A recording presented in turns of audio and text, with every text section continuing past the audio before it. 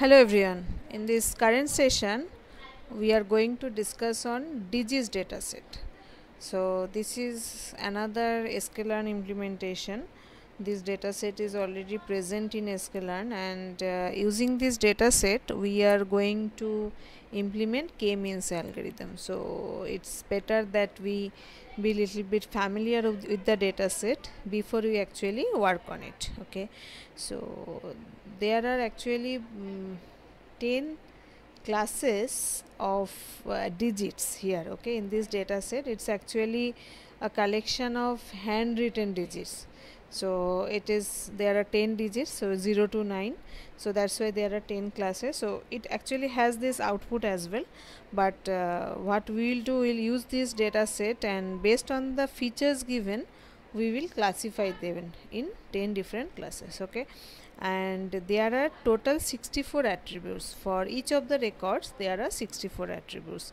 And how these 64 attributes are created, actually it's a, for every digit it is formed by 8 by 8 image of integer pixels, and these pixel values range from 0 to 16.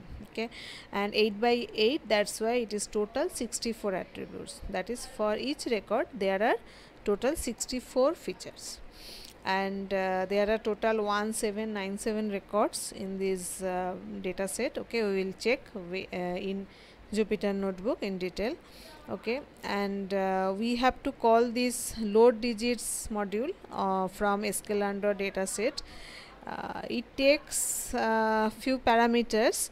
The important ones are the n class. N class is a integer parameter. It can be between 0 to 10. Okay, and the default value is 10. So it is the number of classes to return. So if I don't mention anything, it will return n number of classes. Okay, and return xy is another parameter.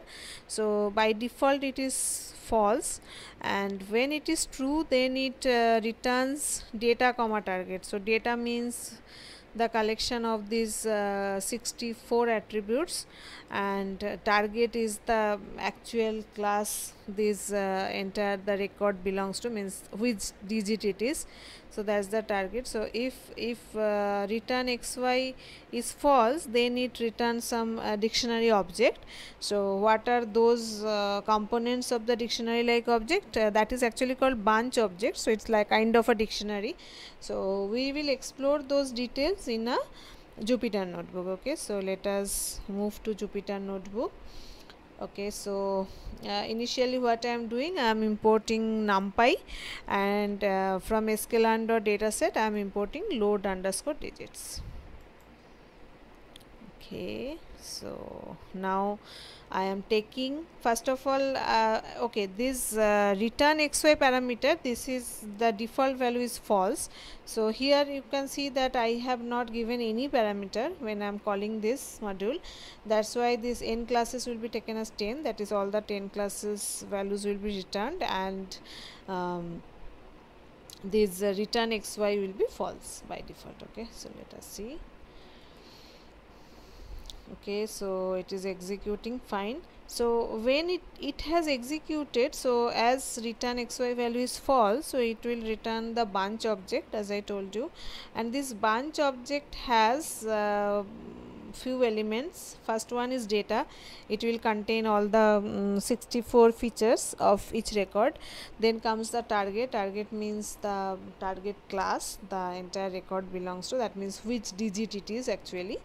And then the names of the targets. Okay, so the names will be, it's like 0 to 9, and then there is a description also. So I will just print those everything, the shapes of these three, and then target names and ES here. Okay, so let us see how it executes.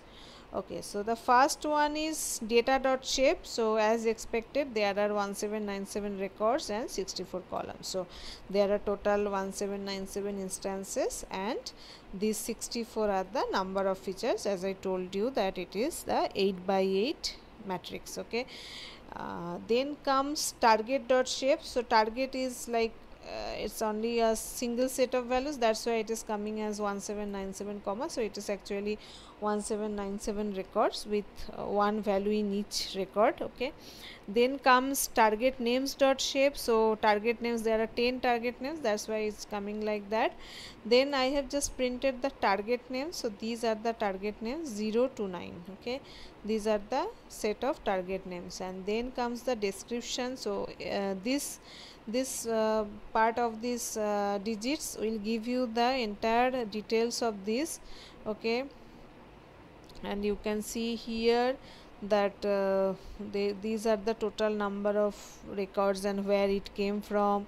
The entire history about this data set you can get from this description. Fine. Okay, now let us have some details about the data, actually what we have fetched. So the first thing I'm doing, it's kind of an array, so that's why I have written data 0. So this first print statement will give me all the 64 feature values for the first record. So you can see that all the values are ranging from 0 to 16. Okay, so these values will actually form the actual image of the digit. And then there is another thing, that is images. So what it shows actually, so if you do like this, it is nothing different than this. So it's actually showing you this collection of 8 by 8 things. So I'm telling you that it's image, so it is like 8 by 8 matrix of data. So that's what you are getting here. Okay, so this how this matrix is formed, this 8 by 8 matrix, and based on this 8 by 8 matrix only the image of the digit is found, means exactly what image it is. Okay, so that's how we can see the data for each of the record. You can see the data like that. Okay, so once this is done, then I can try that this image, actually these are the pixels for this image. So I can try to get with this matshow function of matplotlib, I can see the digit actually. So here you can see that images 3. So for the third record I am just trying to see how it is getting plotted. So if I execute it, you can see that something like that is not much clear. I will try the others as well. Images 0. So 0 is this combination of values. So let us see how it is printed. So it seems it is a 0 actually. And if I do 1, okay, so it's kind of, maybe it's a 1, maybe it's not clear much, but that is the image that is being formed with this 8 by 8 matrix. You can see it's 8 by 8. So based on these values, based on these values, this image is formed. Okay, so that's how the data is present in this digits data set. Okay, next, okay, that's how I am getting when return xy equal to false.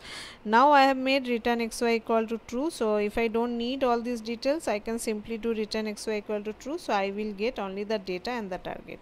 So here I am taking these two outputs in these two variables. Okay, so let us take, now if I print this, you can see as before that x digits means it is actually the feature set. So it is 1797 records and 64 features in each record, and y digits means is the target value. So it's from 0 to 9, and this is for one value each for all these 1797 records. Okay, fine. So that's how this digits data set is working. And when we have to do the k-means algorithm execution, then it's very important that we have to do some standardization. So we'll do this scale module will import. So how this scale works, so I'll go back to my PowerPoint again. Okay, so this is the scale. So it is part of sklearn.preprocessing. Okay, and it has a set of parameters you can send. Okay, what it does is standardize the data set along any axis. So you can actually mention the axis value either 0 or 1. So in case you mention axis as 0, that means that it will do it across the axis 0. That means the it will do the standardization for all the features. for the axis 0, and if it is axis 1, then it will do for the entire record. Okay, so for the axis change of axis we can make, and center to the mean and component wise scale to unit variance. So it will just take the mean as the center, means the mean will be taken for all the values, and that will be considered as center, and then we will do the standardization on the data. So we can just do the standardization and see how the data gets changed. Okay, so let us go back here again. So what I am doing here, I am doing this scale on x digits. So x digits, we have already seen some of the data. So if you remember, so suppose this data 0, so it was something like that. I can print something and I can do it just before and after scaling. Okay, so let us have one more record here. I will print. Okay,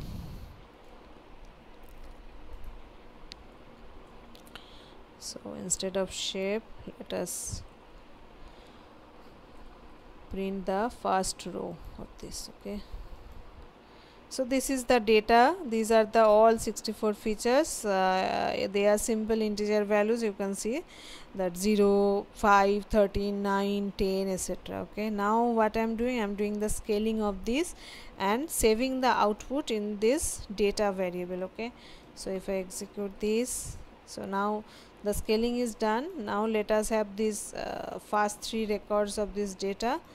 So if you see, it is something like that. Okay, for simplicity I'll make it only 0.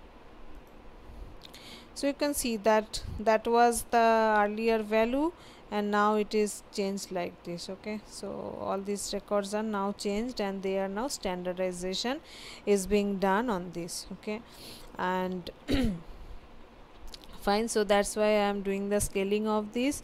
After that, what I am doing, I am taking this data dot shape. So let us have some printing this data dot shape. So okay,